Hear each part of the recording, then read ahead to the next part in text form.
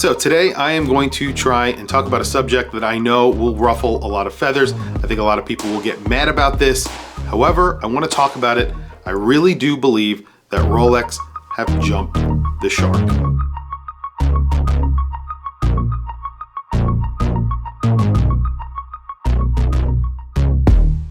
So like I said, I think a lot of people are going to get mad about this subject. So please keep the comments down below civil. I really just want to have a conversation about this. I'm not trying to get people mad. However, I really do believe that Rolex have jumped the shark. So what does jump the shark even mean? Now, if you guys are around my age, you might remember Happy Days. It was a TV show that was out a long time ago, and there was a character on that TV show called the Fonz. Now, a lot of people like the Fonz. The actor who actually played the Fonz is still around, still making movies and TV shows. If you ever watch Barry on HBO, Henry Winkler is on that show, and that is the Fonz. Now, in an episode called Jump the Shark, he actually took a jet ski and jumped over sharks in that episode. And a lot of people felt as though that was when the show started going downhill. The moment he jumped those sharks on a jet ski, it became somewhat unbelievable and a little bit silly. Now, what I am saying is essentially that Rolex has done that. Jump the shark became a phenomenon, and actually it is now a phrase that is used when something becomes uncool or is a little bit silly. So today I am saying that Rolex is starting to become uncool. This video is brought to you by whatnot.com. Whatnot.com are a community marketplace for collectors like me and you.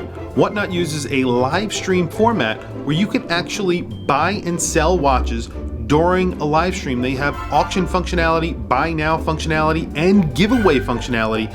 In fact, that's where I'll be doing most of my giveaways going forward to help avoid scammers. Not only that, I'll be selling all of my watches going forward on Whatnot because I really love the format. I love the community aspect of it. I get to talk to the people who want to buy my watches, and they get to talk to me about the watches themselves. There's no better way of buying and selling watches.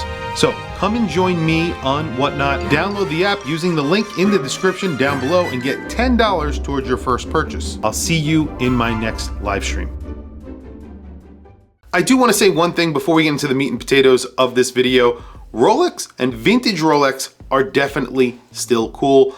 I'm talking about modern Rolex and the company itself. I believe that they have jumped the shark, and my reasons are as follows. Number one, let's say you're at the mall. Let's say you're a local AD, or you're walking in the mall and you look at a Rolex AD, or it could be a Bucher or boutique that has Rolex.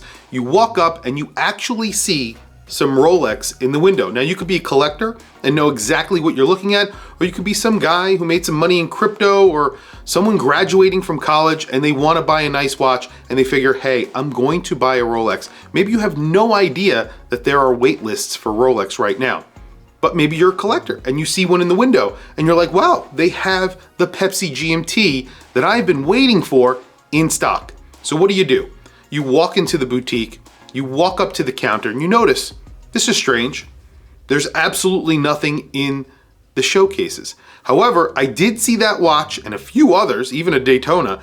It's in the display outside. I'm gonna buy that one. They have it there, let me buy it. So the person from Rolex walks up to you and you say to them, hey, I see that you have a Pepsi GMT in the display. I'd like to buy that watch. Basically, all they have to do is go in the back and grab it for you, pay for it, and you walk out, you got a brand new Rolex on your wrist. Well, it really doesn't work that way. Those watches in the display, those aren't real watches, and those are not for sale. That's just clickbait. They want you to walk past, see the watch, and come in. Why are they doing that? Why do you think they would do that? Let's use an analogy here. Let's say I had a pizzeria and I put pizza in the window. Not only that, I actually put out in the air the smell of pizza. There's pizza inside. There's pizza inside my restaurant. However, when you walk inside and you ask me for a slice of pizza, I say, well, sorry, there is actually no pizza here. There is some pizza in the back, but you can't have that pizza. There is pizza in the window, but you can't have that pizza either. But if you sign this paper, 1 year from now, maybe you can get some pizza, maybe 2 years. maybe 3 years, but you'll get some pizza event. Maybe we throw away the list and you'll never actually be on the list. But there's gonna be pizza sometime, maybe in the future. We'll see. Don't hold your breath, but maybe you'll get some pizza. Now, let me ask you a question. Is that cool? Don't you think that's a little bit silly? And oh, by the way, let's say you walked into my pizzeria and I told you about this year-long or 5-year-long waiting list. Let's say as you were walking out of my pizzeria, I turned to you and I said, by the way, I have some really expensive pickled fish that I keep behind the counter over here. If you would like to buy a whole bunch of that pickled fish, I can get you a slice of pizza, because in reality, I actually have a few pieces of pizza in the back that I could sell to you right now. However, I really want to move some of this fish. So if you are willing to buy some of this pickled fish at a pretty high price, I'll give you the opportunity to buy a slice of pizza. What do you think?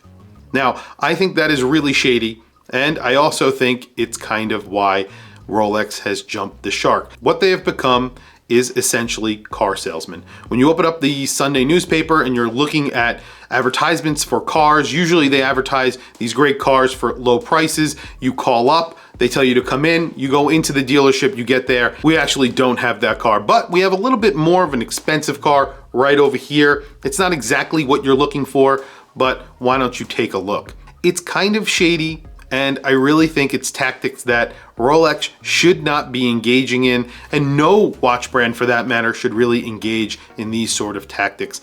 Do not put displays in your window that you are unable to sell to the public. You're luring people in, you're catfishing them, you're baiting them. It's clickbait, but in real life. And I think that is just silly.